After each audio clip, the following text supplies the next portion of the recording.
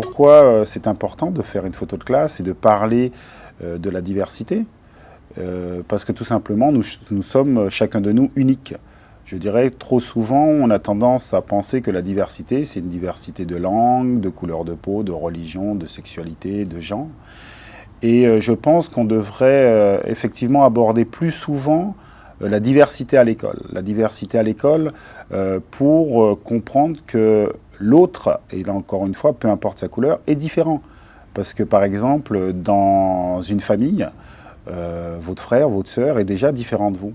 Et je crois que souvent, nous ne prenons pas conscience de cette différence et parfois ça crée des problèmes. Ça crée des problèmes parce qu'en fait, on n'apprend pas à se connaître soi-même. Parce que pour moi, l'école, ça devrait être le lieu où on apprend à se connaître. Voilà, je suis différent de l'autre, je suis unique, je suis complexe. Donc l'autre fonctionne de la même façon. Donc voilà pourquoi il faut que je le respecte.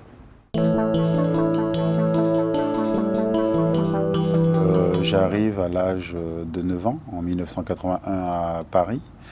Ma maman était partie travailler un an avant. Nous étions restés en Guadeloupe, mes frères et sœurs, nous étions 5. En fait, à l'arrivée, ça a été l'arrivée au paradis. C'est-à-dire que j'arrivais en France, tout allait très bien. Et je me souviens de mes premiers jours d'école, c'est assez fantastique parce que j'avais la chance de pouvoir y aller à pied. Et je me souviens aussi que c'est mes premières blessures quand même, mes premières blessures, parce qu'à l'époque, il y avait un petit dessin animé où il y avait 2 vaches. Une vache noire qui s'appelait la Noiraude, qui était très très stupide. Une vache blanche qui s'appelait Blanchette, qui était très intelligente. Et certains de mes camarades m'appelaient la Noiraude et ça m'attristait. Et en fait, souvent, je dis que je suis devenu noir à l'âge de 9 ans. Parce qu'en fait, on devient noir dans le regard de l'autre. Et je ne m'étais jamais posé cette question. Et donc, je me souviens très bien, je avais posé des questions à ma maman qui n'avait pas su me répondre. Il me disait, voilà, les gens sont comme ça, ils sont racistes, ça ne changera pas. Je suis resté à Bois-Colombes pas très très longtemps parce qu'après on a dû déménager très rapidement sur Avon. Là, j'ai découvert le monde. J'ai découvert le monde parce que la grande majorité des personnes qui habitaient aux Fougères venaient du Portugal. Il y avait aussi mon ami Paulin, qui venait du Zaïre, donc de la République démocratique du Congo aujourd'hui. J'avais Zia, qui venait du Pakistan. J'avais mon ami Benito, qui venait d'Espagne.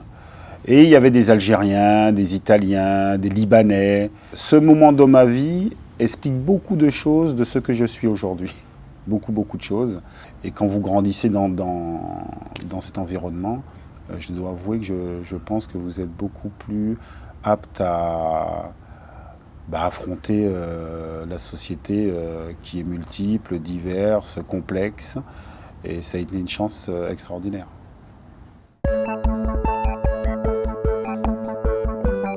Qu'est-ce que je pourrais faire passer comme message ? Tout d'abord, je pense que chacun de vous, vous devez être très fier de ce que vous êtes et faire attention parce que vous allez peut-être rencontrer des personnes qui vont vous stigmatiser sur vos origines, votre couleur de peau, votre religion, vos couleurs de vos yeux par exemple. Et il ne faudra pas tomber dans ce piège. Et ce que j'aimerais vous dire, c'est qu'il ne faudra pas vous mettre de limites. C'est-à-dire qu'il faut que vous sachiez que vous êtes capable de beaucoup plus que vous pensez. Et avec beaucoup de travail, avec beaucoup d'écoute, vous allez voir que vous allez faire des choses extraordinaires. Et n'oubliez pas, soyez fiers de ce que vous êtes, parce que vous êtes beau et belle et que vous êtes des princes et des princesses. Voilà.